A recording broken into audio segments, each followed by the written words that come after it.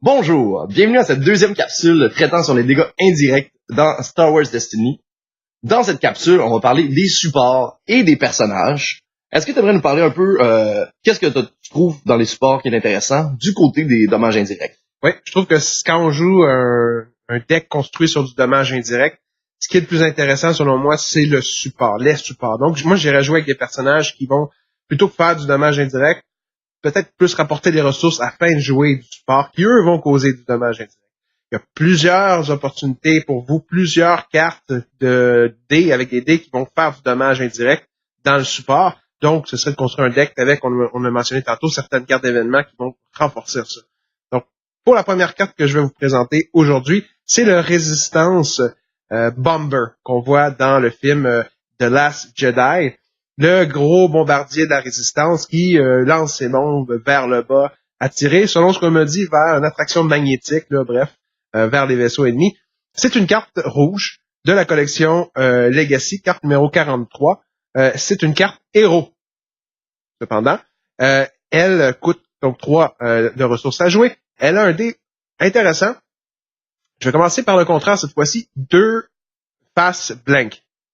Mais, il y a 2 faces de 3 de dommages indirects, une face de 6 dommages indirects pour un coût de 2 ressources et 2 disrupt, 2 ressources retirées à l'adversaire. Faut pas que tu oublies de mentionner l'habilité spéciale dessus, qui rend ça un peu plus compliqué à jouer quand même. Oui. Après que le dé soit résolu, vous placez un dommage sur le support, ce qui peut sembler bizarre, mais c'est ce que cette carte-là fait. Parce que quand cette carte-là est rendue avec 3 de dommages dessus, vous devez la discarter. Donc, vous pouvez pas faire du dommage infiniment avec cette carte-là. Parce qu'après 3 fois que vous aviez résolu le dé, la carte disparaît. Par exemple, j'ai trouvé une petite carte qui allait matcher avec ça, quelque chose de très intéressant. Vous pouvez vraiment la matcher facilement avec Rose, la personnage qui est justement dans Last Jedi, que tout le monde a bien aimé. Cette personnage-là vous permet d'enlever un dommage sur un véhicule et même, je pense, de gagner une ressource quand vous avez son spécial. Donc, ça va être très intéressant avec cette carte-là et quelques autres véhicules. Deuxième support dont on va vous parler, qui montre beaucoup de dégâts indirects, c'est le Slave One, le fameux véhicule à Boba Fett. Personnage, une icône quand mythique. Malgré qu'il est pas tant apparu dans les films. J'ai jamais tant compris pourquoi il est si populaire. Mais bon, ne nous emportons pas là-dessus. Le Slave One, carte numéro 25 de l'édition Legacy. Une carte jaune vilain, bien sûr, le vaisseau de Boba Fett, un coût de 3. Un dé quand même très intéressant aussi, 2 de dégâts à distance, 2 de dégâts indirects, 3 de dégâts indirects pour une de ressources, un bouclier, une ressource, un blank.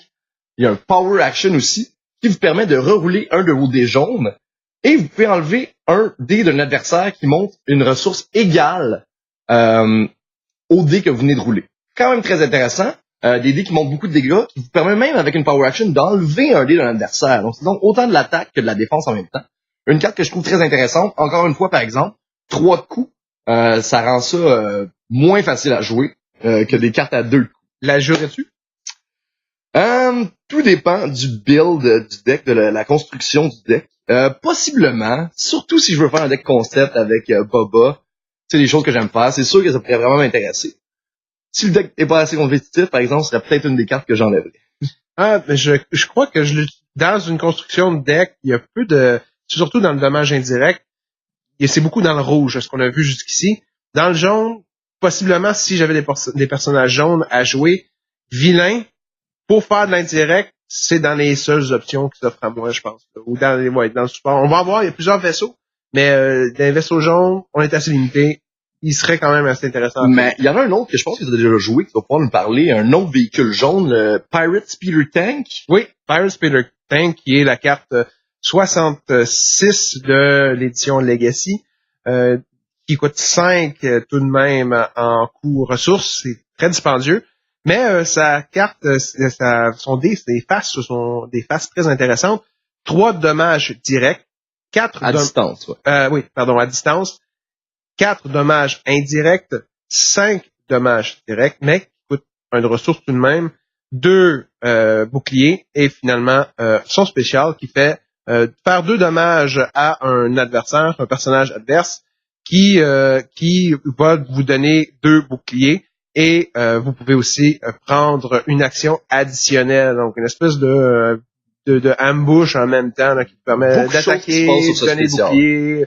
Ouais. Donc pour l'aspect par contre indirect, c'est une carte à 5 qui fait du 4, 5 indirect mais qui coûte 1. Donc en plus de coûter 5 de ressources, ça coûte 1 pour faire le 5 indirect. Dépendamment des personnages avec lesquels vous allez les jouer, ça prend beaucoup de ressources, c'est à bien y songer. Oui, définitivement. Comme Marc a dit, la plupart des cartes qu'on a vues du dommage indirect dessus, c'est des cartes rouges. On va s'en aller vers ça, les cartes rouges qui montrent des dégâts indirects. Une carte que je trouve quand même très intéressante, ça s'appelle le Mortar Team, une carte qui coûte 2 ressources, carte numéro 42 de l'édition Legacy, avec un dé qui montre 2 faces de 1 indirect, 2 faces de 2 indirect, une face de Disrupt, enlever une ressource, un blank. Ce qui est très intéressant avec cette carte-là, et qui va pouvoir vraiment bien matcher avec une autre carte qu'on va vous parler tout de suite après, c'est que quand vous contrôlez le battlefield avec cette carte-là, tous vos dégâts indirects sur ce dé peuvent être joués comme si c'était des dégâts à distance. Ce qui vous permet de finalement décider sur qui vous allez faire les dégâts, et justement finalement, descendre un personnage en particulier qui vous fait, à ce moment-là, qui vous fait souffrir beaucoup, qui a beaucoup d'armes, qui a beaucoup de dés, fait énormément de dégâts, ou ça vous permet justement de diriger vos dégâts un peu plus. C'est bon, mais c'est circonstanciel. Faut vraiment que ce soit à la fin, t'as le battlefield, l'adversaire s'y attend aussi, là. Tu sais, 1 ou 2. Il n'y a pas de 3, il n'y a pas de 4. Mais tout de même, tu décides, peut-être pour à la fin éliminer un personnage qui est affaibli, qui lui reste peu. Oui, ça peut être intéressant. Sinon, pour l'indirect, j'aime bien pour le coup, là, très intéressant. Puis je trouve que ça va être justement super bien avec une autre carte qu'on appelle le Ground Battalion, carte 60 de l'édition Legacy.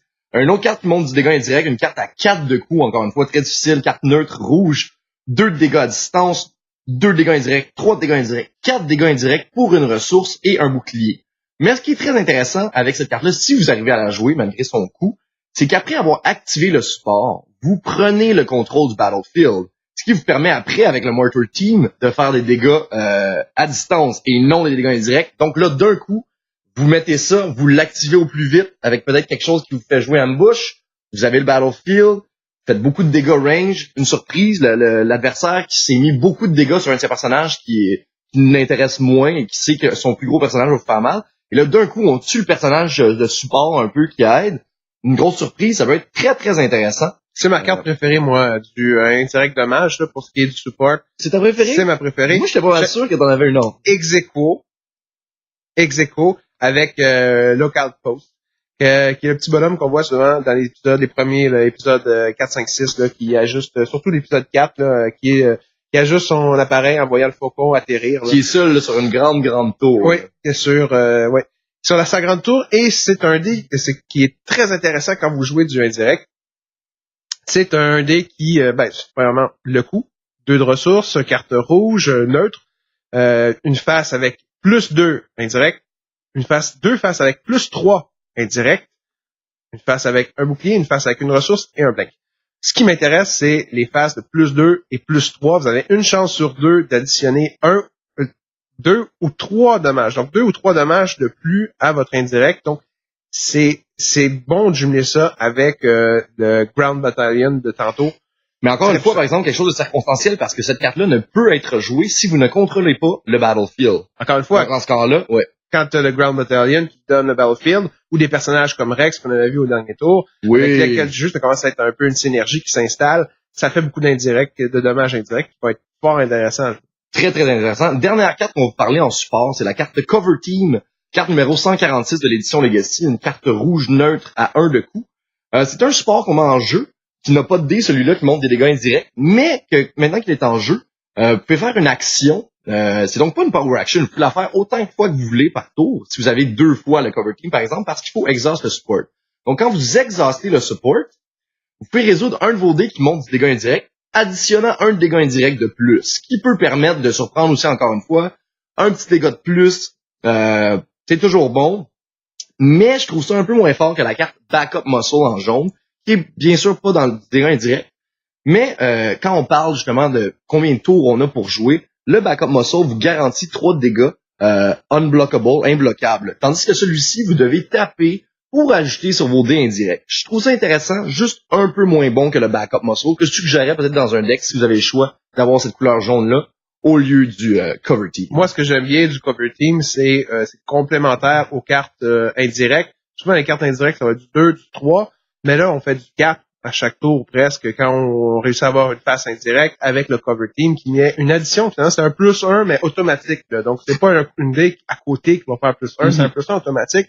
Donc, c'est quand on voit des cartes comme le Resistance Bomber de tantôt, qui va faire du 6 ou du 3 de dommages indirects, on fait du 4 ou du 7 de dommages indirects. Donc, c'est un choix, encore une fois, déchirant pour la personne qui choisir sur le dommage qui va atterrir, quel personnage est-ce qu'il va détruire lui-même par son propre choix. Mais encore une fois, là, si c'est au deuxième tour, souvent il y en a un déjà endommagé, avec 7, on l'achève. Facilement, ou justement on fait faire des choix déchirants à notre adversaire, ce qui est pas trop facile.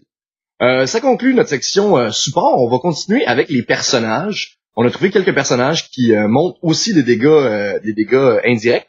On veut mentionner quand même qu'on n'a pas pris en compte toutes les cartes qui avaient un seul face de dégâts indirects sur les dés, parce qu'on voulait vraiment parler de ça en particulier, les dés qui sont axés sur ça dans la construction d'un deck qui va amener vraiment des dégâts indirects. Oui, c'est important à mentionner parce qu'il y en a plein qui peuvent nous donner les commentaires. Vous n'avez pas parlé de tel personnage. Les Stormtroopers, bref, à peu près tous les personnages qui ne sont pas uniques ont des faces ou des armes. Certaines armes qui ont seulement une face. Le dommage indirect, on s'est dit que pour un spécial indirect, on va se concentrer sur des personnages qui ont au moins 2 faces. Le premier personnage dont je veux vous parler, c'est le seul personnage unique qu'on a pris en compte. Le fameux Saw Gerrera. Un personnage très intéressant dans le film Rogue One, vraiment joué par... Lies! Ah oui! Deception! Vraiment un excellent personnage, on a vraiment aimé le personnage. Carte numéro 49 de l'édition Legacy. Un personnage qui coûte 12 à 16 coups en points, dépendant si vous le prenez normal ou élite. Un personnage qui a 11 points de vie.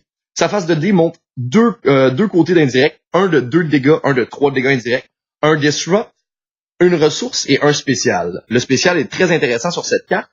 Vous permet de discarter une carte aléatoire de la main de votre adversaire et de faire le coût de la carte en dégâts indirects à votre adversaire. Donc déjà, on discarte une carte et en plus, on fait du dégât. Très, très intéressant, je trouve, Saw Gerrera. J'aime beaucoup.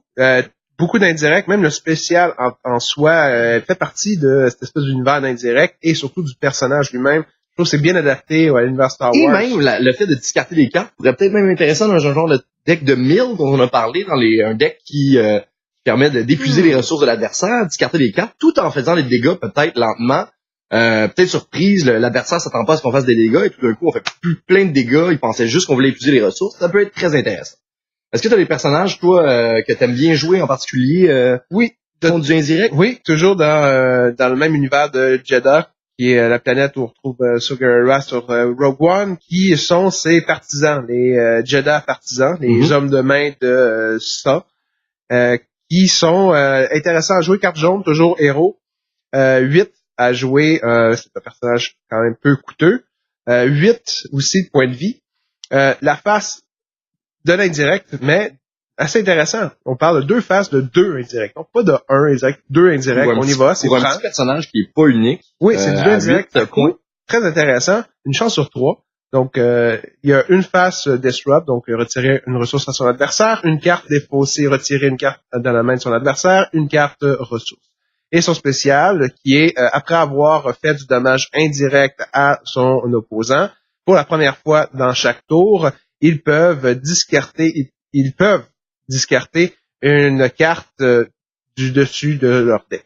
Une carte qui peut être très intéressante, je pense que ça a été calculé quand même à peut-être jouer avec ça. Je trouve ça malheureux dans les coups de poing que ça soit pas un peu moins cher. Je l'aurais peut-être plus vu à 14 points à élite. Pour jouer 2 Exactement, 2 Jeddah partisans avec ça rend ça extrêmement intéressant. Malheureusement, on l'a pas eu.